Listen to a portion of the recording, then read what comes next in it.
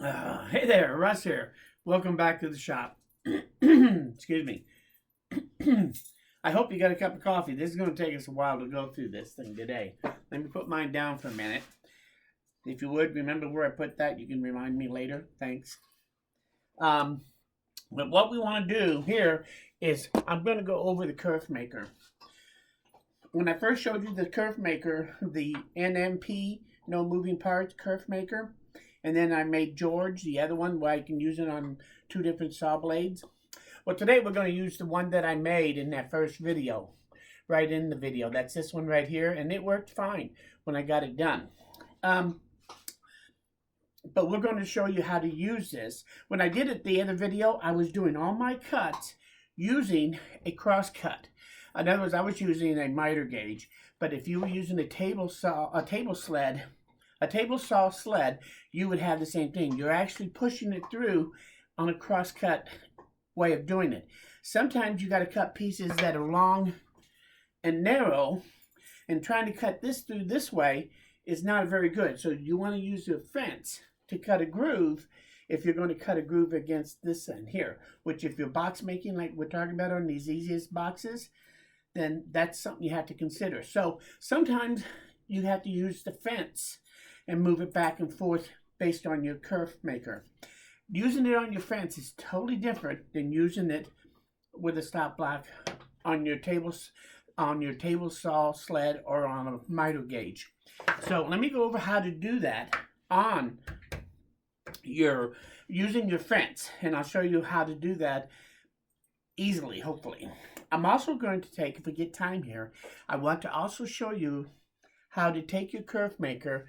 And if you made this Kerfmaker the other day, exactly like I showed you, you probably got it to come out perfect. But sometimes in the real world, that doesn't happen. So if this thing is off and you make your cuts with it and your groove is either too tight or too loose, you can adjust this in just a few seconds so that eventually, once you dial this in, it will work perfectly every time.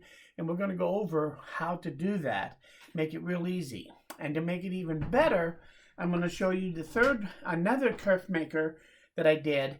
And the difference between this one and this one is there is no step up on it here. And makes this one even easier to adjust than this one. So we'll do all this after we do some basic cuts on our table saw, making these grooves by using the fence. So let me point this down to the fence so you can see what I'm doing here and how I'm setting this up. And then we're going to explain to you some of the confusion that will come into your head while you're trying to do this to help you keep it sorted so that you can move the fence in the right direction, the right amount, and do it without messing up. Because using this Kerfmaker is kind of like patting your head and rubbing your stomach at the same time. You just have to kind of make, where is I'm going to go? Am I going to move that this way or that way? So let's do this and you'll understand completely by the time we get done here what's going on, okay? So put that back down, right where I still won't remember it. Let me turn you to face down here, like so. And let's do this. Okay, so here's my table saw blade, and I'm going to set the height to about half the distance of this board. And we're going to cut a groove over here, same distance from the outer edge as this one is, just to give us a baseline of what to do. And it's going to be cut to the perfect width when I get done for this piece here. So that's how wide we want that groove to be. Then I'm also going to take my Kerfmaker, and if I was doing a whole bunch of these in a batch and I got done and I looked at this one and I said, uh-oh, I messed up on that one. That one's way too thin. How did I do that? I'm going to show you how to take that, and we can come right back to it and readjust it using this and our saw blade. We'll be able to adjust that to this width without any measuring or anything again too. So I'll show you how to make that and fix the problem. If you get it too wide, that's a whole different problem. And for that, you have to probably put a piece of wood in there and glue it in and start over.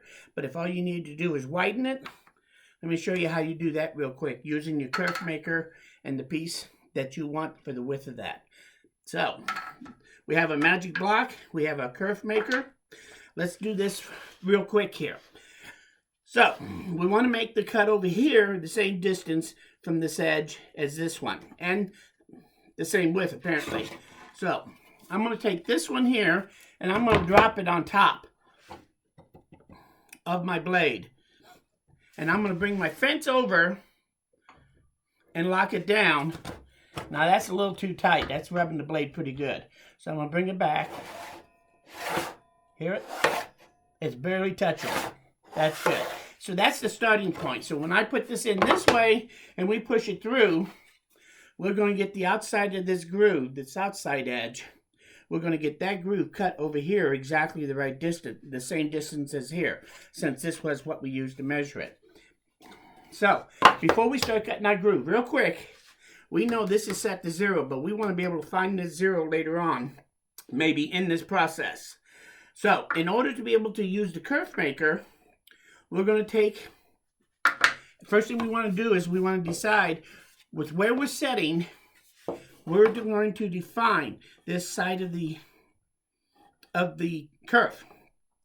When we get ready to do the second cut, we're going to want to do it against this side. Two things has to happen. First thing is we have to go from the right side of the blade to using the left side of the blade to be able to do that, because this blade has to stay in between those two lines. So on the one cut, one side we're using one side of the blade, on the other side we're using the other. That's how this defines based on the thickness of that blade, if you made this correctly. So we now want to define that. Let me say real quick so you'll understand is, here's an example. There's the groove. If I wanted to make this groove here, and it's going to be the width of this piece, I would now take and set the fence away from this so that my blade is in the green zone, but the outer edge of this blade, the right side, is touching the right side of my green zone, like this, so that when I go through, it'll make the groove all the way up next to the edge, but it'll cut out only inside the green zone. When I do the other side and I move it over, then we want this to be lined up to this side, but the blade has to still be inside the green zone. So keep this in mind, and we'll go back to refer back to this in a minute. So now we have our first cut. Let's set a stop to 0 so we can find this again easily. So if I take, and I'm going to do it with my miter. You can put a stop block either here or on this side here. If I wanted to, I could use this setup here and do things on the back side of my fence also. It just would kind of reverse my process a little. Or I could take and put a stop block right up to my fence out here on my tube for my fence, and use that to adjust my fence and put this piece in between here and use it to set for the different settings. You need a stop block somewhere. I'm going to do it right here because it's easiest for you to see it with the screen, but it'd be just as easy for me to set up a stop block out here, anywhere you want. Now, I do use my miter gauge for this because of the way this thing is designed, and I'll do a video on this about where I'm going with this and what all it can do, and pretty soon, maybe the next video even. But for right now, what we want to do is I loosen it up, and it's on a track to slide easily. And we're going to take our cursor, our Kerfmaker, on the fat end of the Kerfmaker, and slide it in against the fence like this, and lock this thing down at that distance.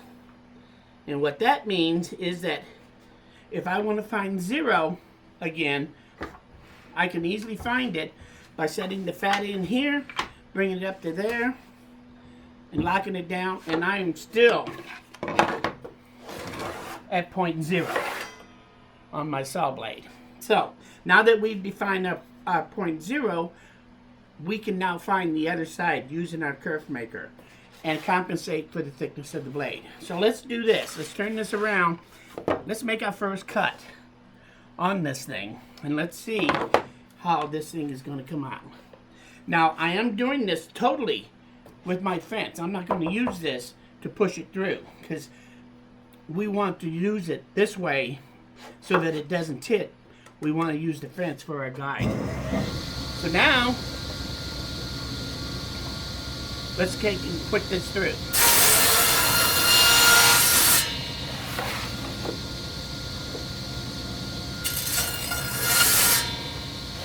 Just want to make sure I did it good.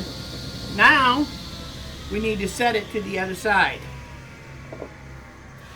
So, take our stop block, and we want to move it over. If I keep the fat in here, we want to move this over how far?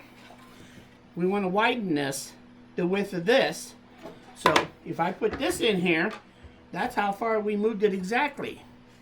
So, we're good to go, right? Not quite, because now the blade is actually touching that line on the green zone, but the blade is touching it on the right side of the blade still. So it's going to cut outside of our green zone and make my cut too wide. So we have to bring our fence back that distance. That's what the Kerfmaker does. So instead of using the fat, we use the thin side, which is reducing this thickness by the thickness of the blade. We put that in there, put everything up against that stop block, pull this over, and lock it down. And now we're ready to cut the other side of that groove. So now I put this in here.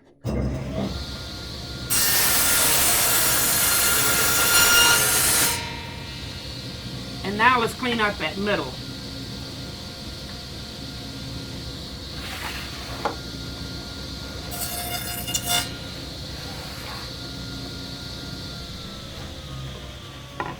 And theoretically, we have a perfect cut, just like that one, right there. Now you can actually take this a step further by using this method, nothing more than our kerf and a piece of the material that you want to fit in the groove. You can actually fix mistakes sometimes. For example, here's a secondary cut that I made earlier.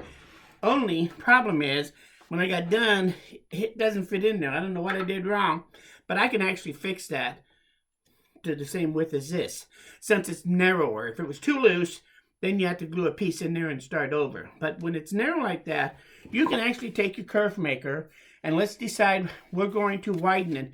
It needs to be widened, and when we did our measurement, we found out that it needs to be widened to this side here. This side here is good. So we're going to put this in over that blade, bring our fence up to this, and lock it down. And that defines now this side of our width of our cut. So I'm going to run it through just for grins, just to make sure it's exactly where I want it. Now let's put our Kerfmaker in here.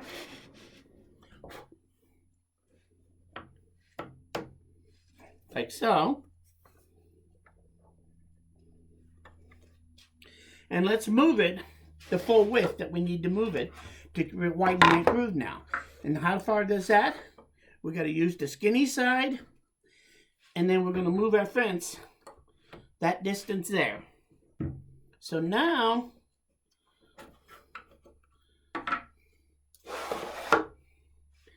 we should be able to take this, run it through again.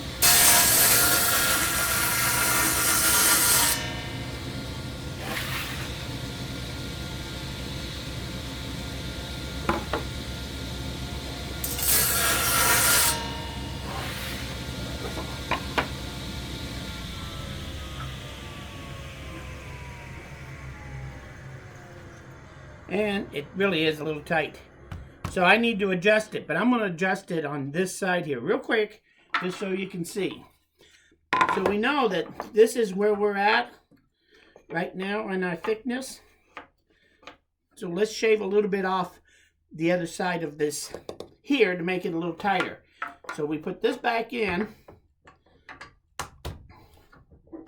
and put it really tight up in there. And let's check this one.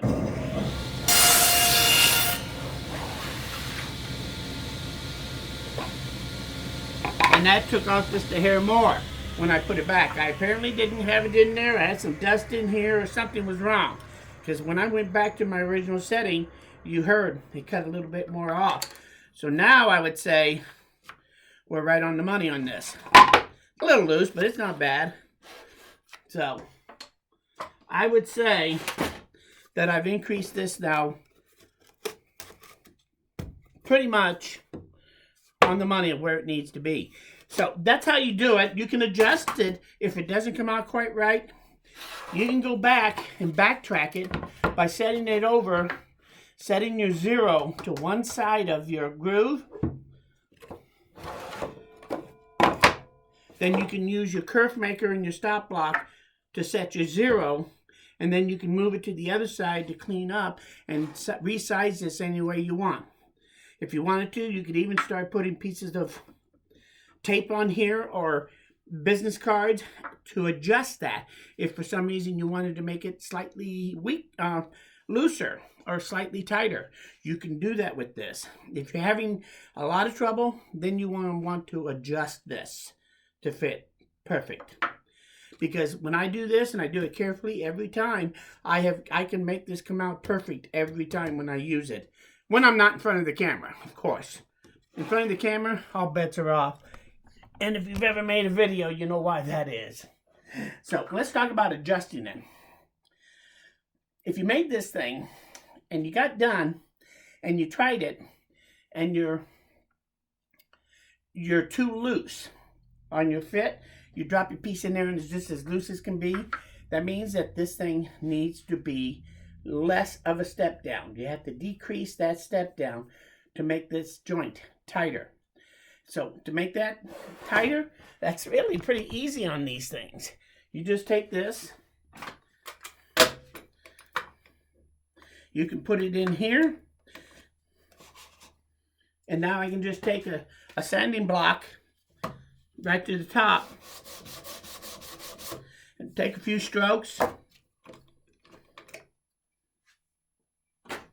and then either try it again, or if you have a dial caliper, I could take and put this in there.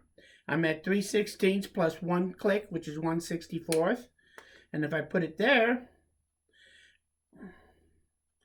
I am at 1/16 plus 1.5 clicks. So I'm actually 1/16, I'm at 1/4 plus 1.5 clicks. So I'm actually a half a click over 1/16 of an inch between these two measurements. So if that's not enough, I could easily just put it back in there, set this on here, sand it down for a moment. Now then, now I'm 16 and 1 click, strong. Now I'm 16 and 1/4 and 2 clicks. So now I have just taken it to exactly 1/16 and 1/64 of an inch difference here by adjusting. First I took it out of whack by sanding here, then I put it back in by sanding here, so that I came out with exactly where I want it to be. So I would try it. If it turns out it's too loose, then I would have to take more off of one side or the other, depending on which way you need to go. So that's how you adjust this. You can do it real easily with just nothing more than a sanding block and your vise. And hopefully a caliper, a dial caliper would make it a little easier, but you can do it by going back and cutting your grooves each time and testing it there if you want. So once you're comfortable, you can set this aside and it's always there. So let's talk about the new design. This one has the theory of the distance between my thumb and my finger. From here to here, the difference between this one and this one is the thickness of this blade plus 1/64. To do this one, it actually works on the same theory. I have the fat side here between my thumb and my index finger. If I rotate it 90 degrees, this is the fat, this is the thin side. This dimension here between those fingers is the same as this, minus the thickness of my blade in that 1/64 of an inch. So this measures out to right at 15/16 minus 1 click. And if I turn it to the fat and I clamp it down, it comes out exactly on 0. So that is 1/16 plus 1/64 of an inch between this dimension and this dimension. That is the magic number. This one now works the same as this in accuracy, but to use this one, instead of moving it back and forth from the skinny end to the fat end, you would take this one and just turn it 90 degrees to go from thin or the fat dimension that you want. And it works the same way. This is actually easier to use than this. And adjusting this is even easier, because now I can just put either one in, just like this, and quickly do some sanding on it and check it.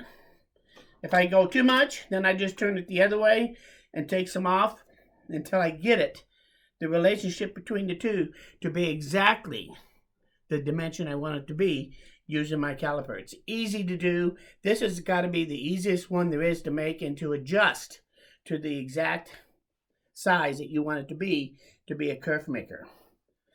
And all you do is just turn it. Mark it fat and thin, so you know when I put the two fats touching between, then I know I'm getting the thicker part. If I move it to the thin, now I know that I'm getting the other side of the blade measured. And that's that simple. So this is a much easier one to do and to make, really, than this one is. So I hope that all of this helped. Now there are other ways you can take this. I showed you how to use this kerf maker on the blade side of your fence and how to use it using some kind of stop block here. You can do the same thing from the other side, and that would also work. Or you can move your fence to this side of the blade, move everything over there, and do things. You can do it from any side. I can do this anywhere I want. I can make my stop blocks, instead of my miter gauge being my stop block, I could set a stop block with a clamp right on my fence tubing here to hit that stop, and I could use that as the same place to set my spacers and everything. So it doesn't matter where you put this. You have to be able to understand where is your starting point for 0, and how do you adjust it from there to get to the other side of your blade, so that your blade is always cutting on the inside edge of that groove, and the blade is always in the green zone. You have to think about that. So when you're going to go from the first cut to the second, think about which way you got to go with that. Set your stop block to the fat side to begin with, move it over the size of the kerf and the size of your magic block, and you got the other. I'm rambling. So if you have any questions about this, this is kind of complicated. It's probably hard to comprehend everything easily. I hope I didn't go too much. If you have questions, I can come back and do another video follow-up. It's no big deal to help explain this a little differently and better if you need me to. But I think this should give you a good base to understand how to use an NMP Kerfmaker. They're easy. There can't be any cheaper to make than that. And it's foolproof once you get it made. And it's easy to get it made up to where it actually works, just with a little bit of patience and trial and error. Now I will tell you that you will go through a lot of scrap wood. Like this piece here was probably that wide when I started, and I've been whacking away, playing with this and understanding and figuring out how to adjust these things as I went along and that sort of thing, and how to make this new one and make it easily adjusted to make it work. So now that I have 2 working ones for this blade, now I have a new dilemma. Actually, I have 3 because I still got George too. I got George over here. So I actually have now 3 kerf makers to use on this one saw blade. The bad news is I might change that blade out for another one here soon. And it's starting to get dull. And if I do, I may have to adjust one of these, or all 3 really, to be able to do the same thing with my new blade. So as you change your blade out, it's no big deal either. Anyway, that's the whole thing. I hope you got something out of this. Comments, thoughts, questions, you know where to put them. I do read them all. If you learned something here, you like this video, hit that like button. Lets me know I'm doing the right thing. Most importantly, please come back again because I'm nowhere near done. And I'll be doing one on this miter gauge here pretty quick to show you some of the ins and outs of what our plans are for this. I think you'll like it. This thing is going to be great as a new tool on my table saw. So, thanks for stopping by, and we will see you again very soon. Bye.